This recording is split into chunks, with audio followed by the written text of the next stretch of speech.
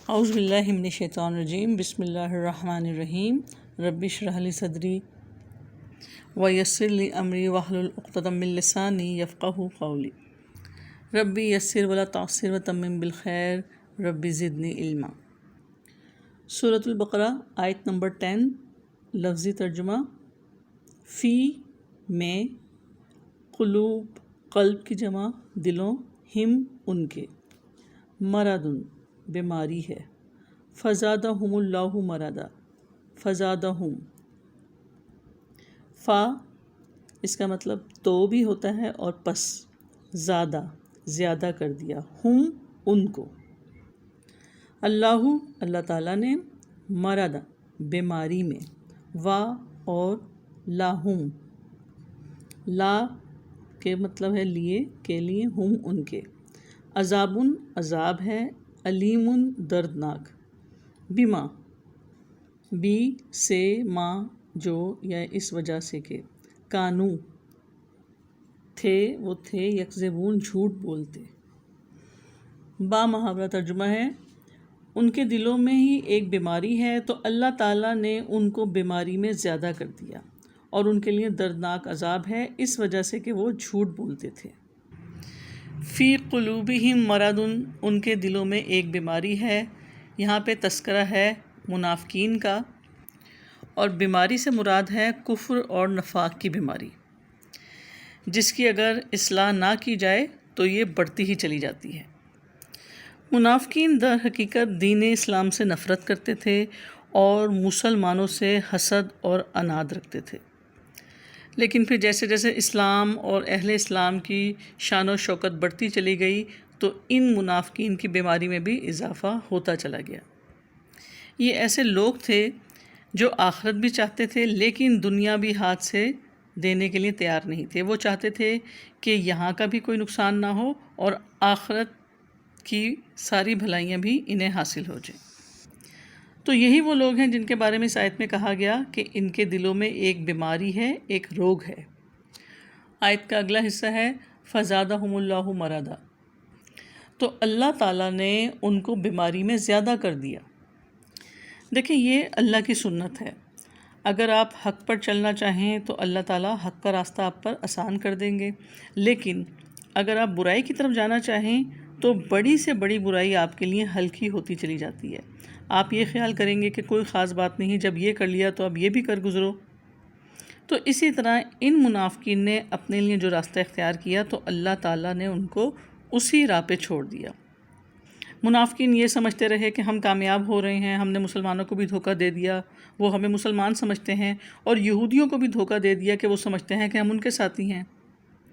تو ان منافقین کا یہ سمجھنا کہ ہم کامیاب ہو رہے ہیں بالکل غلط ہے۔ حقیقت میں کامیابی نہیں، بلکہ اللہ تعالیٰ نے وہ تباہ کن راستہ ان کے لیے آسان کر دیا جو انہوں نے خود اپنے لیے منتخب کیا تھا۔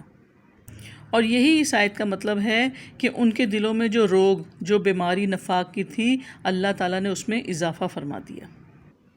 اللہ تعالیٰ منافق کو فوراً سزا نہیں دیتے، اسے مہلت دیتے ہیں، اور اس کا نتیجہ یہ نکلتا ہے کہ وہ اور زیادہ کھوٹے ہو جاتے ہیں اور آخرکار مکمل منافق بن جاتے ہیں۔ آیت کے اینڈ میں فرمایا وَلَهُمْ عَذَابٌ علیم، اور ان کے لیے دردناک عذاب ہے، بما کانوا یکذبون، اس وجہ سے کہ وہ جھوٹ بولتے تھے۔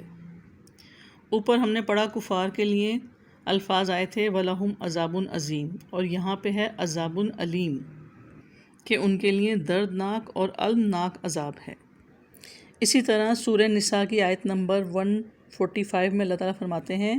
کہ بلا شبہ منافق دوزخ کے سب سے نچلے طبقے میں ہوں گے۔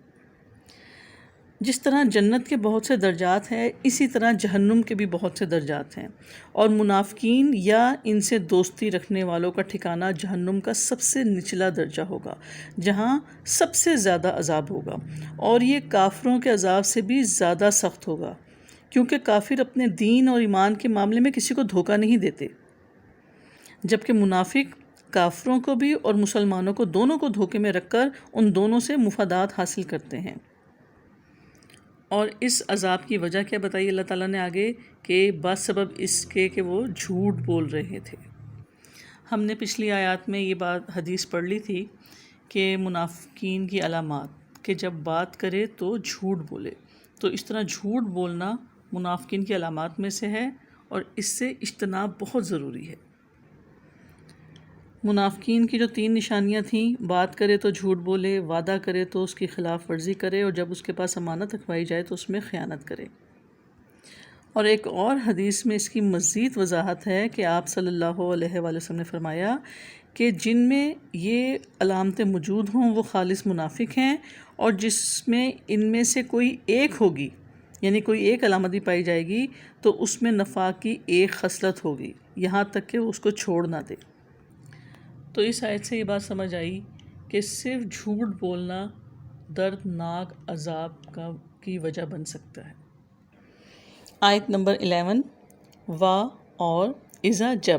قیلا کہا جاتا ہے لہم ان کے لیے، لا نہ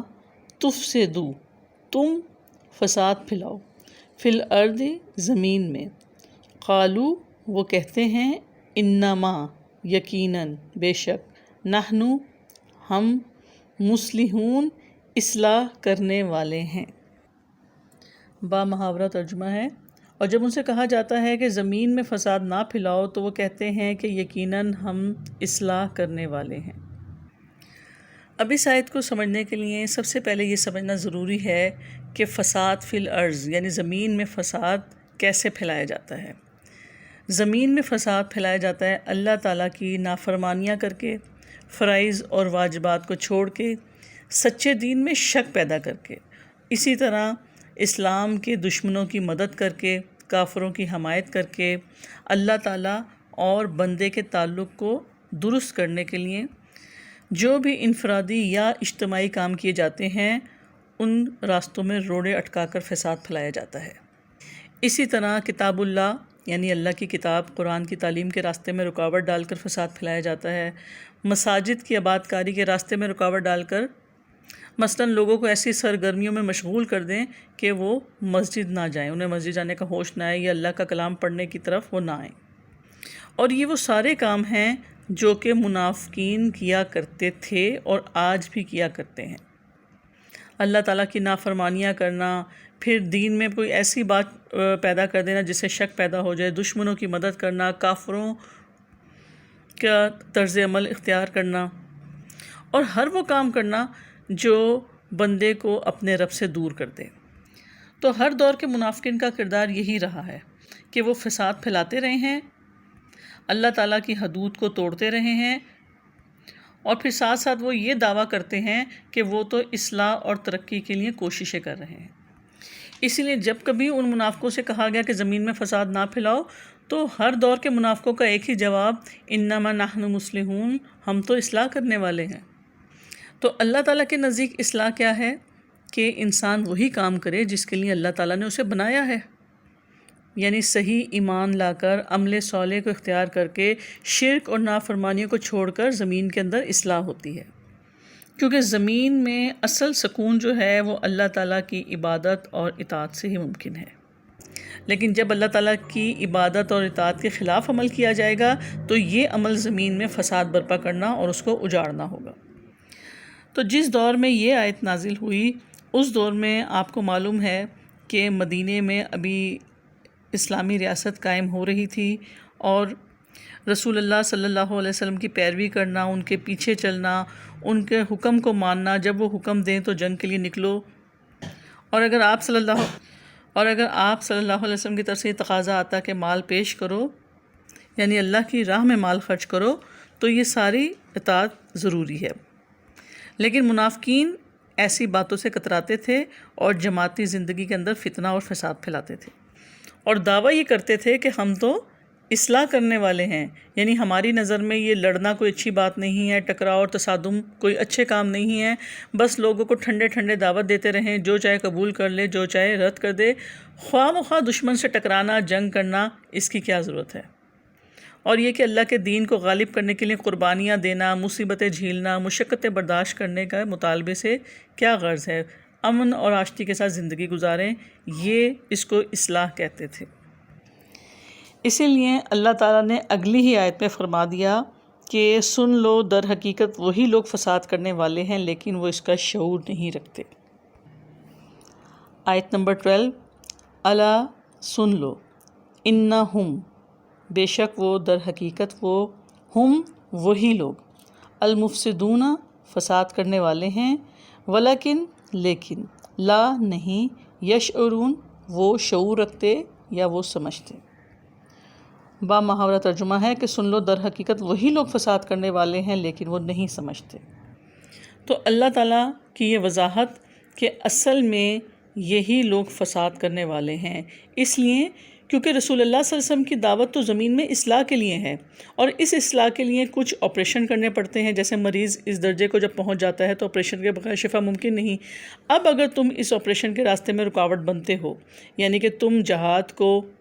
یعنی اللہ کی راہ میں جان اور مال لگانے کو اگر فساد کہتے ہو، تو در حقیقت تم خود فساد مچا رہے ہو، لیکن تم اس بات کا شعور نہیں رکھتے۔ اور ان منافقین کا فساد یہ بھی تھا کہ ان کی دلی ہمدردیاں تو کافروں سے تھیں، اور مسلمانوں میں شامل رہ کے ان کے حالات سے کافروں کو یہ باخبر کرتے تھے، جاسوسی وغیرہ کرتے تھے، اور جب کوئی جنگ کی صورت پیدا ہو جاتی تو یہ مسلمانوں کو نقصان پہنچانے میں کوئی کسر اٹھا نہیں رکھتے تھے۔ تو اسی لیے رب العزت نے فرما دیا کہ منافق کو اس بات کا شعور ہی نہیں کہ وہ خود فساد پھیلانے والے ہیں۔ سبحانک اللہم بحمدک، نشہد ان لا الہ الا انت، نستغفرک و نتوب الیک۔ السلام علیکم ورحمۃ اللہ وبرکاتہ۔